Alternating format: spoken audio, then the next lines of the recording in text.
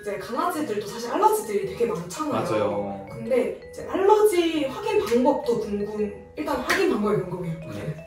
알러지라는 거는요, 우리 몸에서 굳이 반응할 필요가 없는 대상에 우리 면역 체계가 과도하게 반응을 해가지고 우리 몸에서 가렵게 만들고 붓게 만들고 여러 가지 염증 반응을 유발하는 것을 저희가 뭉뚱그려서 알러지 반응이라고 얘기를 합니다. 그래서 알러지 증상은 대부분은 피부로 나타나지만 피부의 가려움증이나 빨갛게 붓거나 충혈되는 것 외에도 구토나 설사 같은 다양한 방식으로 나타날 수가 있습니다. 그래서 보통 강아지들의 알러지 증상을 인지하시는 것은 대부분 피부 문제일 것 같아요. 알러지는 크게 원인이 되는 물질에 따라가지고 두 가지로 나눌 수가 있습니다. 첫 번째는 음식이 원인인 경우에는 식이 알러지가 있고요. 두 번째는 살아가면서 피부나 호흡기를 통해서 접촉하는 환경 알러지가 있습니다. 식이 알러지 같은 경우에는 강아지나 고양이가 특정 성분의 음식에 과민하게 반응을 나타내는 경우인데 소고기 알러지가 있는 애도 있고 닭고기 알러지가 있는 아이들도 있어요.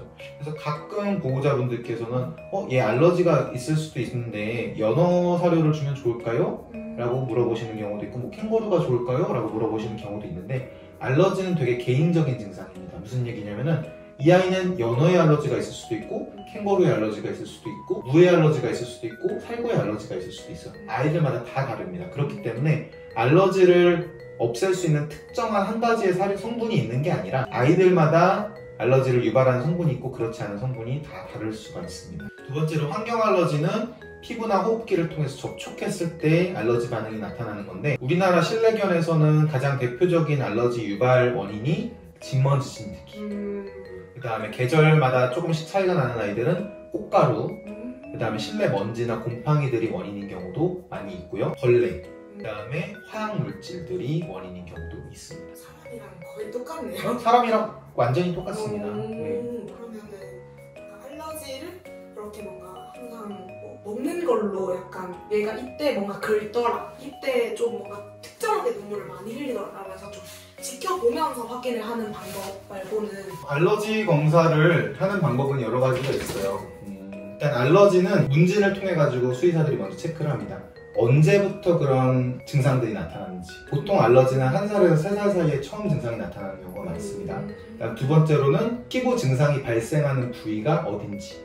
귀, 입 주변, 눈 주변, 그 다음에 뭐 겨드랑이, 사타구니 쪽인지 생식기 주변인지 발바닥 쪽인지 그 부위도 되게 중요하고요.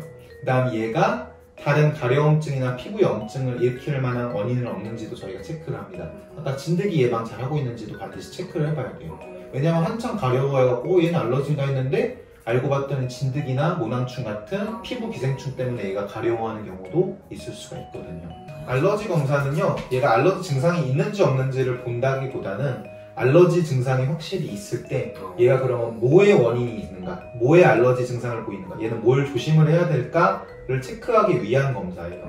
무조건 알러지 검사를 해봐야지 그런 개념보다는 얘가 확실히 계속 지속적으로 피부 문제가 있고 계속 귓병이 생기고 발을 너무 가려워하고 그런 문제들이 있을 때 얘가 알러지라고 만약에 병원에서 진단을 받게 되면은 그럼 내가 앞으로 뭘 조심하고 뭘 먹이지 말아야 되고 뭘 피해야 할까요? 그거를 알기 위해서 검사를 하는 겁니다. 알러지 관련해가지고 혹시 뭔가 저희가 강아지 키우면서 알면 좋을 것 같은 것들이 더 있을까요? 네, 알러지는 사실 체질적인 거예요. 그래서 유전적인 요인이 상당히 많은 비중을 차지를 하고요.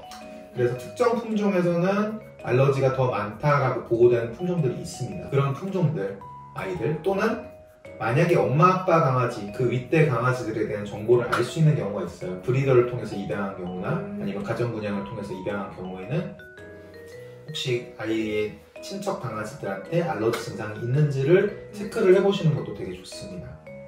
네. 그리고 또 한 가지 말씀드리면은 피부가 안 좋고 귓병이나 발 지간염, 피부염들 자주 발생하는 아이들은요, 자극적이면은 분리해서 주무세요. 사람 이불 침대에는 진먼지 진드기가 많이 있습니다. 자주 빨고 자주 소독을 해도 없애긴 어려워요. 만약에 그렇게 해서 진먼지 진드기가 없어진다면 우리나라 사람들 아토피 환자들 고생 안 하겠죠. 만약에 이제 피부 쪽으로 좀 걱정이 되거나 증상이 있는 아이들은 어릴 때부터 좀 분리해서 재우는 습관을 만들어 주시면 좋을 것 같습니다.